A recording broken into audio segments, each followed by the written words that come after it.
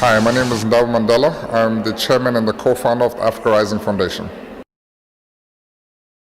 Africa Rising is about changing the image of Africa, and we felt that the best way to change the image of Africa would be through empowering the youth of Africa, through education.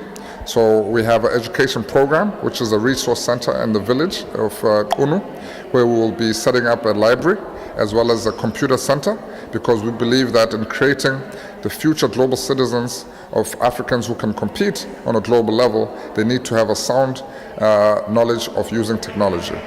And of course, increase literacy. The second program we have is a media campaign called the African Dream. The African Dream is about getting captains of industry, artists, musicians, lawyers, financial directors, quantity surveyors to talk about what is their dream for the African continent and how can they play their part in achieving the dream for the African continent, and why it is important to have our own dream as Africa, because we have our own specific history. And finally, we have partnered with a company from Palo Alto in California with a company called SAGE, Students Advancing Global Entrepreneurship.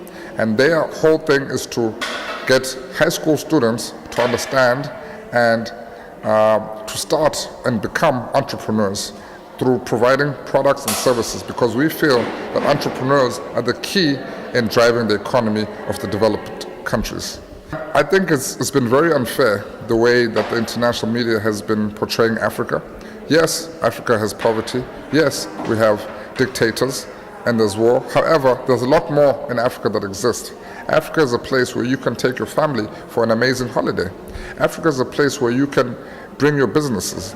Now, a lot of the multinational corporations are moving to Africa, Microsoft, Apple, you name it, because they understand that Africa has the youngest population and they will be able to grow with their population as the economy develops. But now what we need to know or make our people understand is that they need to be at the forefront of this development. This economic development cannot be swallowed by the foreigners. Africans need to be at the forefront. So what we want to say is that let us partner with the Westerners coming in with Africans so that everybody can benefit simultaneously. There are already pockets of value of innovation when you look at Africa, when you look at places like Rwanda, when you look at like Ghana, Nigeria. However, what is the most important thing that is stopping us from really achieving this goal is the lack of unity that Africa has. Once Africa and its leaders are able to come together and unite and open up the market, especially as far as the internet is concerned, and do away with some of these policies that we cannot integrate our internet, I believe that you will see so much innovation taking place on the ground. It will surpass any China that has ever come before. From me, I'll tell the youth to dream big, because together we can achieve anything. And from Nelson Mandela, he says that education is the tool that you can use to change the future.